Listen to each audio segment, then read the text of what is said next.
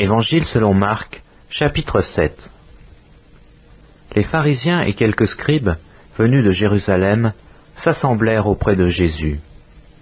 Ils virent quelques-uns de ses disciples prendre leur repas avec des mains impures, c'est-à-dire non lavées. Or les pharisiens et tous les juifs ne mangent pas sans être lavés soigneusement les mains, conformément à la tradition des anciens. Et quand ils reviennent de la place publique, ils ne mangent qu'après s'être purifiés. Ils ont encore beaucoup d'autres observances traditionnelles, comme le lavage des coupes, des cruches et des vases d'airain. Et les pharisiens et les scribes lui demandèrent, « Pourquoi tes disciples ne suivent-ils pas la tradition des anciens, mais prennent-ils leur repas avec des mains impures ?» Jésus leur répondit, « Hypocrites, Isaïe a bien prophétisé sur vous, ainsi qu'il est écrit, « Ce peuple m'honore des lèvres, mais son cœur est éloigné de moi. C'est en vain qu'il m'honore, en donnant des préceptes qui sont des commandements d'hommes. Vous abandonnez le commandement de Dieu, et vous observez la tradition des hommes. » Il leur dit encore, « Vous anéantissez fort bien le commandement de Dieu, pour garder votre tradition.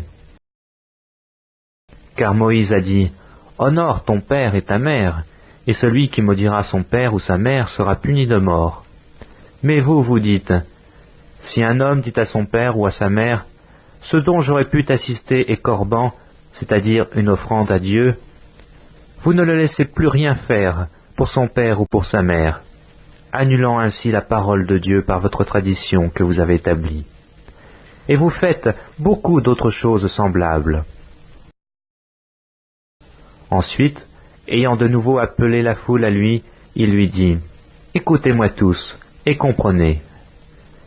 Il n'est hors de l'homme rien qui entre en lui puisse le souiller, mais ce qui sort de l'homme, c'est ce qui le souille.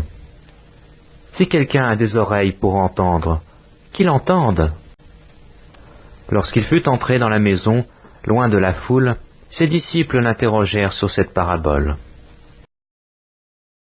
Il leur dit, « Vous aussi, êtes-vous donc sans intelligence? Ne comprenez-vous pas que rien de ce qui de dehors entre dans l'homme ne peut le souiller?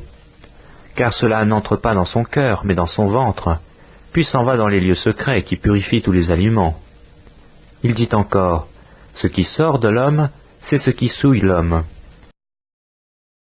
Car c'est du dedans, c'est du cœur des hommes que sortent les mauvaises pensées, les adultères, les impudicités, les meurtres, les vols, les cupidités, les méchancetés, la fraude, le dérèglement, le regard envieux, la calomnie, l'orgueil, la folie.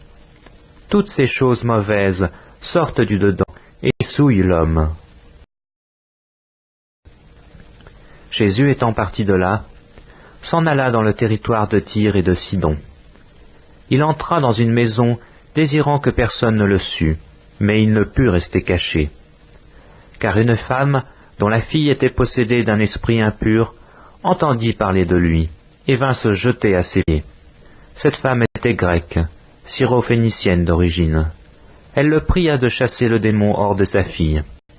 Jésus lui dit, « Laisse d'abord les enfants se rassasier, car il n'est pas bien de prendre le pain des enfants et de le jeter aux petits chiens. »« Oui, Seigneur, lui répondit-elle, mais les petits chiens sous la table mangent les miettes des enfants. » Alors il lui dit, « À cause de cette parole, va, le démon est sorti de ta fille. » Et quand elle entra dans sa maison, elle trouva l'enfant couché sur le lit, le démon étant sorti.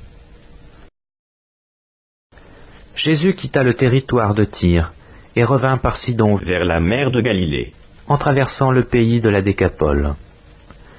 On lui amena un sourd, qui avait de la difficulté à parler, et on le pria de lui imposer les mains.